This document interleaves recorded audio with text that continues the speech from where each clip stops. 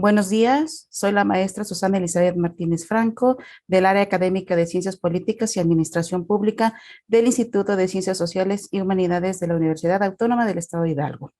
En esta ocasión vamos a tratar un curso relacionado a lo que viene siendo el pensamiento económico mercantilista, una de las corrientes más importantes dentro de lo que se maneja en el pensamiento económico. ¿A qué nos referimos con estas condicionantes de decir el pensamiento económico? Pues aquí estamos viendo lo que son los antecedentes. ¿Cuáles son? Pues son los descubrimientos geográficos, en donde América, el continente en donde estamos ubicados, pues juega un papel determinante para estas condicionantes. ¿Por qué? Porque somos los que vamos a proveer materia prima, mano de obra y mercancías nuevas que van a irse a lo que conocemos como el viejo continente, es decir, a Europa. Por otra parte, también tenemos lo que viene siendo la corriente renacentista. Esta corriente cultural, filosófica, social y humanística, en donde la parte fundamental es el individuo y como el nombre lo indica, es el renacimiento del ser humano. Es decir, la parte fundamental, esencial para poder dar conocimientos, nuevos cambios sociales, económicos y políticos, lo vamos a determinar los individuos. Esta corriente tiene mucho que ver con los movimientos que también se empiezan a gestar en lo que viene siendo Europa. ¿Cuáles son estos movimientos? Pues como lo vemos, es una reforma religiosa en donde se tiene como antecedentes a Martín Lutero, un sacerdote católico que empieza a dar una pauta a los cambios en el clero que se van viendo debido a las inconsistencias que por parte de este ente de poder denominado iglesia empieza a tener hacia las personas que se encuentran dentro de, como cuáles pueden ser, por ejemplo, el dominio que tiene cierto sector del clero hacia muchos privilegios y los más desprotegidos dentro de esta jerarquía eclesiástica, pues se ven desfavorecidos.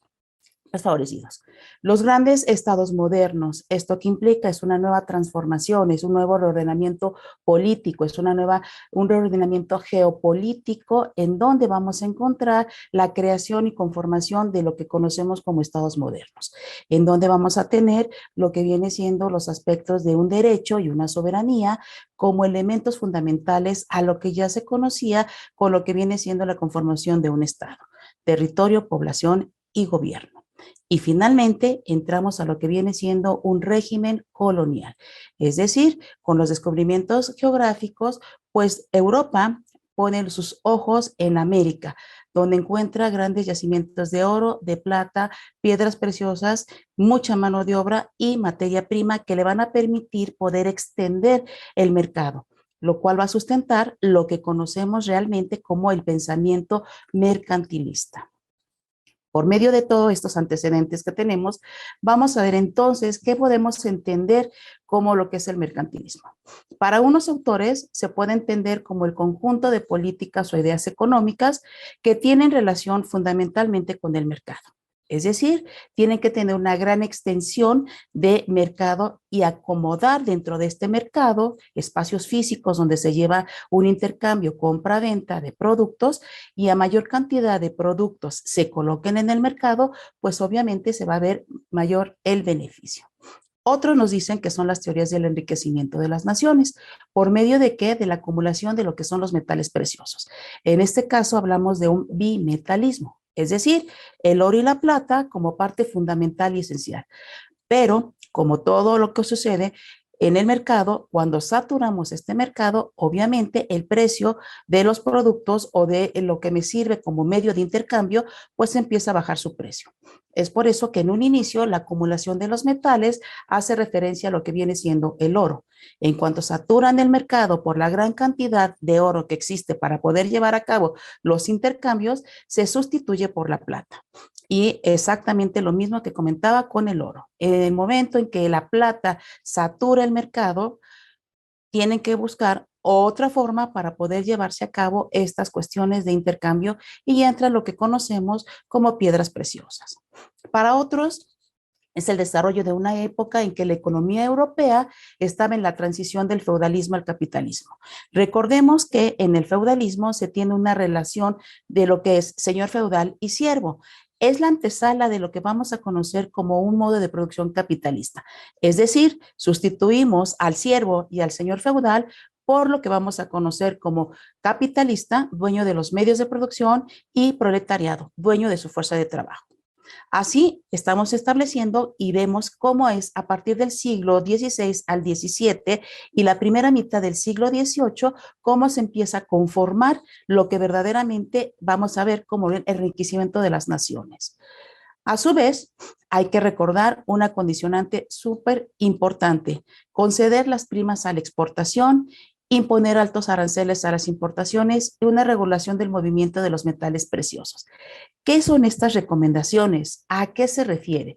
Primero, conceder a las primas a las exportaciones es poner impuestos que se le van a denominar aranceles a los productos que quiera ingresar a lo que es un territorio.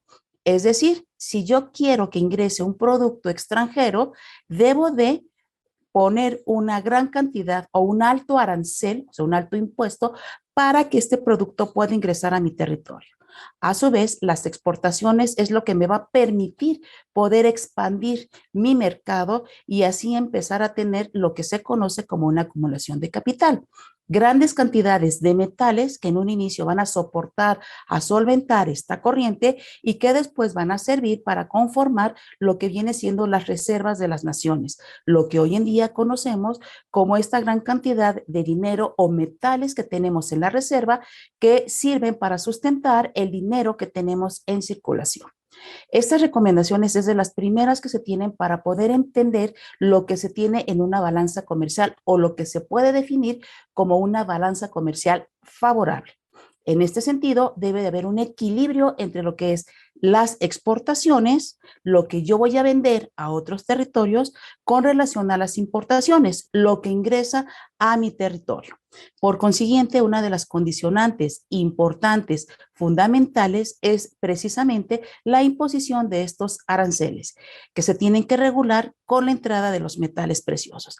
Es importante recordar que en un inicio, esta condicionante de tener la entrada de los metales preciosos es la base fundamental con la que empieza a desarrollarse el mercantilismo. Es decir, a estos países mercantilistas que les está llegando gran cantidad de metales del continente americano hacia Europa, necesitan guardarlo. Es una de las condicionantes que en un inicio se tiene.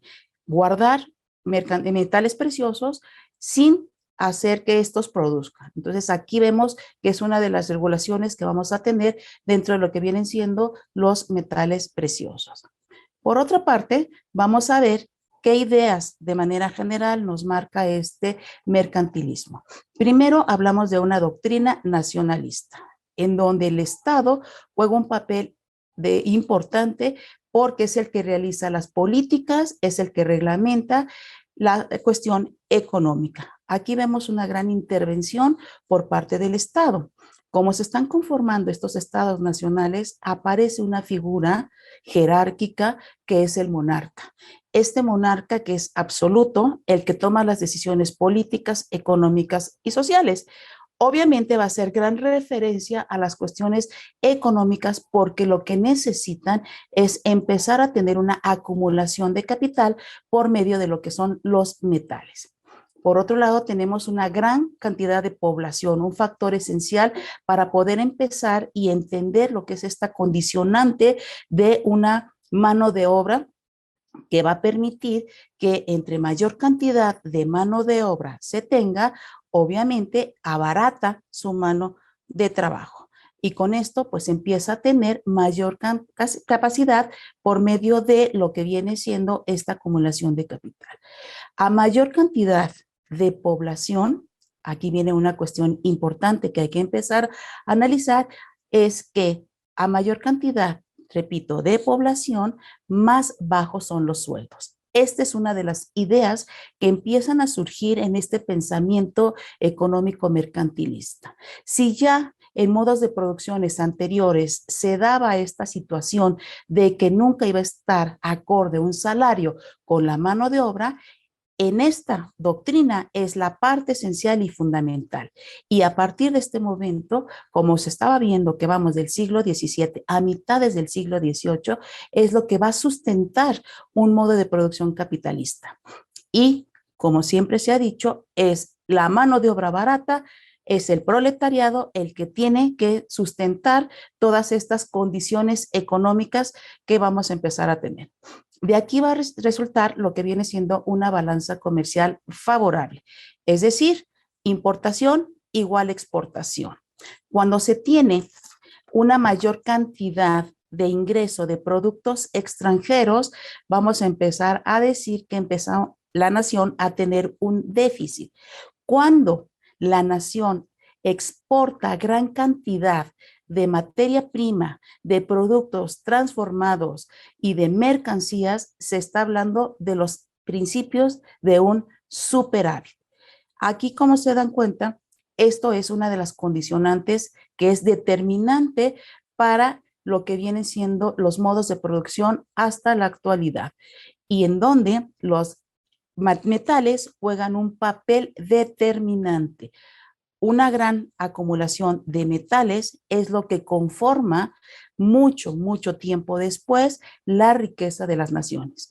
Obviamente esta riqueza de las naciones viene con otras características, porque no es nada más conservar una balanza comercial favorable, no es nada más el tener esta cuestión de ingresar metales por medio de la venta de productos, sino también hay que transformar para poder ingresar más y más cantidad de metales que solventen lo que viene siendo esta riqueza, lo que comúnmente conocemos hoy en día como un Producto Interno Bruto, es decir, cantidad de productos que un estado, una nación produce durante un tiempo determinado y que a la larga se va a ir beneficiando con lo que podemos ver una cuestión de solventar las necesidades de la población. Lo que un trabajador, lo que puede utilizar, lo que puede gastar, lo que puede comprar con este dinero que va teniendo.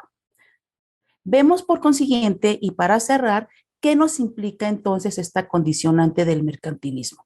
Las condicionantes importantes que vamos a empezar a trabajar es, por ejemplo, ver cómo se incrementa un comercio. Es la base fundamental de esta condicionante.